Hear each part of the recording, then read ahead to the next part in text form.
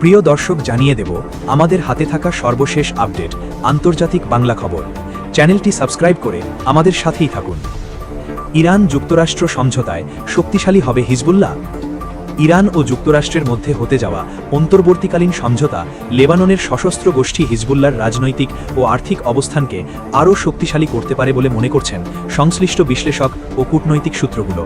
তাদের মতে, ইরানের উপর আরোপিত কিছু আর্থিক বিধিনিষেধ শিথিল হলে তেহরান তার দীর্ঘদিনের মিত্র হিজবুল্লাহকে আরও বেশি অর্থ সহায়তা দিতে পারবে। এতে 2024-এর যুদ্ধের পর ক্ষয়ক্ষতি কাটিয়ে উঠতে সুবিধা হবে গোষ্ঠীটির। মধ্যস্থতাকারী পাকিস্তানের ভাষ্য অনুযায়ী শুক্রবার স্বাক্ষরিত হওয়ার কথা থাকা যুক্তরাষ্ট্র ইরান সমঝোতা অঞ্চলগত সংঘাত বন্ধের পথ তৈরি করতে পারে, যদিও চুক্তির বিস্তারিত শর্ত এখনও প্রকাশ করা হয়নি। ইরানের চাপে এই সমঝোতার আওতায় অন্তর্ভুক্ত হয়েছে লেবাননের পরিস্থিতিও। গত 2 মার্চ ইরানের প্রতি সংহতি জানিয়ে হিজবুল্লাহ ইসরায়েলের দিকে হামলা চালানোর পর নতুন করে সংঘাত শুরু হয়। এরপর ইসরায়েল দক্ষিণ লেবাননে সামরিক অভিযান চালায়। এতে সেখানকার হাজারো মানুষ নিহত ও বাস্তুচ্যুত হন। বর্তমানে দক্ষিণ লেবাননের পরিস্থিতি এখনও অস্থিরপুর। ইরান ইতিমধ্যে সতর্ক করেছে, যদি ইসরায়েল দক্ষিণ লেবাননে হামলা বন্ধ না করে তাহলে তেহরান সামরিক প্রতিক্রিয়া জানাতে পারে। হিজবুল্লাহকে বাড়তি সহায়তার আশ্বাস। একাধিক কূটনৈতিক ও লেবানি সূত্র জানিয়েছে, ইরান হিজবুল্লাহকে আশ্বাস দিয়েছে যে তাদের স্থগিত সম্পদ মুক্ত হলে সংগঠনটি আরও বেশি আর্থিক সহায়তা পাবে, তবে কোনো নির্দিষ্ট অঙ্ক প্রকাশ করা হয়নি। হিজবুল্লাহর মিডিয়া অফিস জানিয়েছে, ইরানের সহায়তা অব্যাহত রয়েছে এবং ভবিষ্যতেও থাকবে। অন্যদিকে যুক্তরাষ্ট্রের এক কর্মকর্তা বলেছেন, যদি কোনো অর্থ সন্ত্রাসগত সংগঠনের কাছে যায় তাহলে সেই অর্থ মুক্ত করা হবে না। তিনি আরও দাবি করেন, নতুন সমঝোতা ইরানকে তার মিত্র গোষ্ঠীগুলোকে নিয়ন্ত্রণে রাখার উৎসাহ দেবে, কারণ তা না হলে চুক্তির সুবিধা ভোগ করা সম্ভব হবে না। চাপে লেবানন সরকার। সমঝোতার ফলে হিজবুল্লাহ রাজনৈতিকভাবে আরও আত্মবিশ্বাসী হয়ে উঠতে পারে বলে মনে করছেন বিশ্লেষকরা। এতে যুক্তরাষ্ট্র সমর্থিত লেবানন সরকারের অবস্থান দুর্বল হতে পারে। কার্নেগি মিডল ইস্ট সেন্টারের গবেষক মোহান্নাদ হাজে আলী বলেন, ইরানের বড় অঙ্কের আর্থিক সহায়তা হিজবুল্লাহর জন্য গেম চেঞ্জার হতে পারে। এতে তারা সমর্থকদের সহায়তা করতে এবং রাজনৈতিক জোটগুলো পুনর্গঠিত করতে সক্ষম হবে। তার মতে, এমন পরিস্থিতিতে হিজবুল্লাহর নিরস্ত্রীকরণের প্রশ্নটি পিছনের সারিতে চলে যেতে পারে। ইসরায়েল প্রত্যাহার নিয়ে টানাপোড়েন। ইরান দক্ষিণ লেবানন থেকে ইসরায়েলি সেনা প্রত্যাহার দাবি করছে। তেহরানের মতে, লেবাননে ইসরায়েলি সেনা উপস্থিতি নতুন সমঝোতার বিলঙ্ঘন হিসেবে বিবেচিত হতে পারে। হিজবুল্লাহ বিশ্বাস করে, ইসরায়েল লেবানন থেকে সেনা সরিয়ে না নিলে ইরান ওয়াশিংটনের সঙ্গে কোনো চূড়ান্ত পারমাণবিক চুক্তিতে পৌঁছবে না। অন্যদিকে ইসরায়েল হিজবুল্লাহকে নিরস্ত্রীকরণের দাবি জানিয়ে আসছে। তবে হিজবুল্লাহ স্পষ্ট করেছে, ইসরায়েলি সেনা লেবাননে অবস্থান করা পর্যন্ত তারা অস্ত্র নিয়ে কোনো আলোচনা করবে না। বিশ্লেষকদের মতে, দক্ষিণ লেবাননে ইসরায়েলি উপস্থিতি হিজবুল্লাহর প্রতিরোধ আন্দোলন সংক্রান্ত রাজনৈতিক অবস্থানকে আবারও শক্তিশালী করেছে। আটলান্টিক কাউন্সিলের সিনিয়র ফেলো নিক ব্ল্যানফোর্ড বলেন, ইসরায়েলি দখলাধিকার হিজবুল্লাহর প্রতিরোধের বয়ানকে নতুন প্রাণ দিয়েছে। ফলে এখন সরকারের জন্য হিজবুল্লাহর বিরুদ্ধে কঠোর পদক্ষেপ নেওয়া আরও কঠিন হয়ে পড়বে। তিনি সতর্ক করেন, যদি আবার সংঘাত শুরু হয় তাহলে লেবাননের রাজনৈতিক ও নিরাপত্তা পরিস্থিতি আরও জটিল হয়ে উঠতে পারে। এদিকে সুইজারল্যান্ডে আলোচনা স্থগিতে বাড়ছে অনিশ্চয়তা। যুক্তরাষ্ট্র ও ইরানের মধ্যে প্রত্যাশিত আলোচনাকে ঘিরে এখনও সতর্কতা ও অনিশ্চয়তার সুর শোনা যাচ্ছে। সুইজারল্যান্ডের লুসান হ্রদের তীরে অনুষ্ঠিত হতে যাওয়া বৈঠকে ইরানের পারমাণবিক কর্মসূচি সহ গুরুত্বপূর্ণ বিষয়গুলো নিয়ে আলোচনা হওয়ার কথা ছিল। তবে বিভিন্ন সূত্রের তথ্য মতে এই আলোচনা আপাতত স্থগিত রাখা হয়েছে।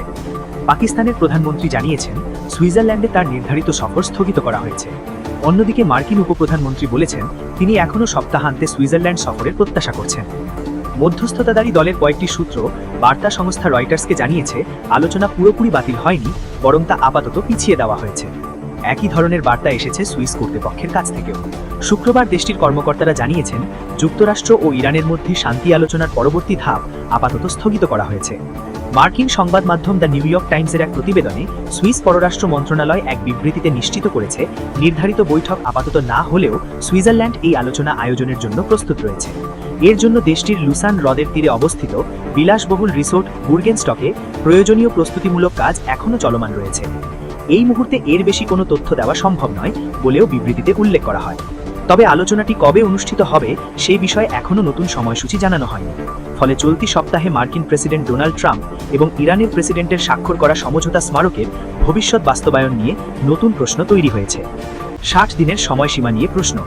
স্বাক্ষরিত সমঝোতা স্মারকে বেশ কয়েকটি গুরুত্বপূর্ণ বিষয় চূড়ান্ত করা হয়নি।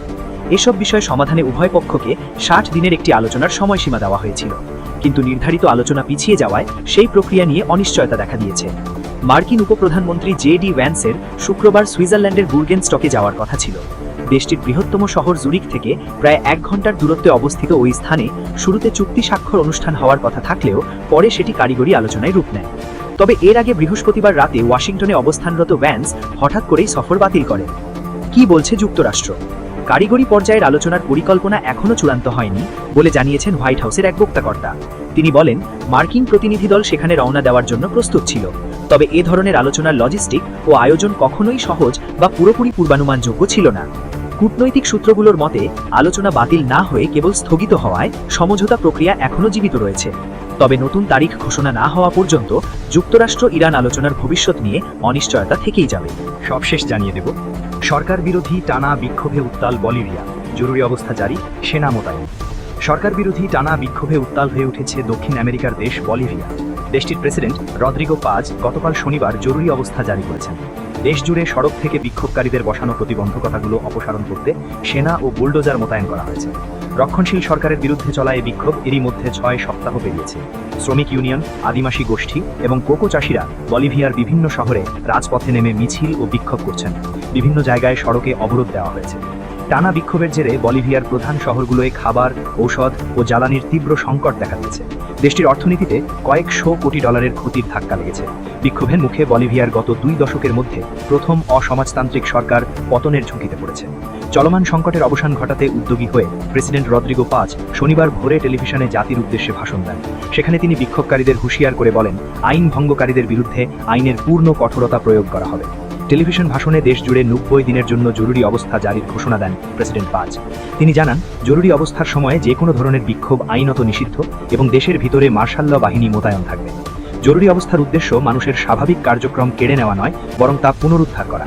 প্রেসিডেন্টের এমন ঘোষণার কয়েক ঘন্টা পর দেশটির এল আল্টো শহরে সেনা উপস্থিতির খবর দিয়েছেন এএফপির সাংবাদিকেরা। তারা বলেন, সেনা ও সশস্ত্র পুলিশের বহর শহরে টহল দেয়, আর সড়কে থাকা প্রতিবন্ধকতা সরাতে বুলডোজারগুলো কাজ শুরু করেছে। সেনা ও পুলিশের টহল দলকে অনেক বাসিন্দা হাততালি দিয়ে স্বাগত জানিয়েছেন বলেও উল্লেখ করেছে এএফপি। এই সময় এল আল্টো শহরে পিকআপে করে টহল দেওয়া এক পুলিশ কর্মকর্তার হাতে রুটি তুলে দেন স্থানীয় একজন। পরে পেশায় দোকানদার কার্লা বুটরন নামের ওই ব্যক্তি এএফপিকে বলেন, আমি এতে খুবই খুশি। কার্লা বলেন, এল আল্টোতে 50 দিনেরও বেশি সময় ধরে চলা বিক্ষোভে কাজ, অবাধ চলাচল সবকিছুই কঠিন হয়ে পড়েছে। রাজধানী লাপাজের পাশেও বিক্ষোভ হয়েছে। সেখানে সামরিক পুলিশ ও নৌবাহিনীর সদস্যদের প্রেসিডেন্ট প্রাসাদ পাহারা দিতে দেখা গেছে। শহরের প্রধান চত্বরগুলোতে পুলিশের কৌশলগত ইউনিট মোতায়েন করা হয়েছে। নির্বাচনে জিতে সরকার গঠনের 1 বছরের কম সময়ের মধ্যে তুমুল বিক্ষোভের মুখে পড়েছেন রদ্রিগো পাজ। এখন বিক্ষোভকারীদের দাবি, রদ্রিগো পাজ যেন উদার অর্থনৈতিক সংস্কার ত্যাগ করেন এবং রাষ্ট্রপ্রধানের পদ থেকে পদত্যাগ করেন। 58 বছর বয়সী প্রেসিডেন্ট রদ্রিগো পাজ আলোচনায় প্রস্তুত থাকার ইঙ্গিত দিয়ে রেখেছেন। এমনকি সপ্তাহের শুরুতে তিনি সংকট নিরসনে দেশের অন্যতম একটি শ্রমিক ইউনিয়নের সঙ্গে চুক্তিতেও সম্মতি দিয়েছেন। রাষ্ট্রীয় প্রতিষ্ঠানগুলো বেসরকারি খাতে ছেড়ে না দেওয়া এবং আলোচনার সুযোগ উন্মুক্ত রাখার প্রতিশ্রুতির বিনিময়ে বলিভিয়ান ওয়ার্কার্স সেন্ট্রাল ইউনিয়ন বিক্ষোভ বন্ধ করতে রাজি হয়েছে। তবে আদিবাসী কয়েকটি গোষ্ঠী বিক্ষোভ চালিয়ে যাওয়ার কথা জানিয়েছে। এখনও 40টিরও বেশি জায়গায় সড়কে কড়া অবরোধ রয়ে গেছে। 42 বছর বয়সী আইমারা নেত্রী লিডিয়া ক্যালিসাইয়া এএফপিকে বলেন, আমরা চাই তিনি ক্ষমতা ছেড়ে দেন।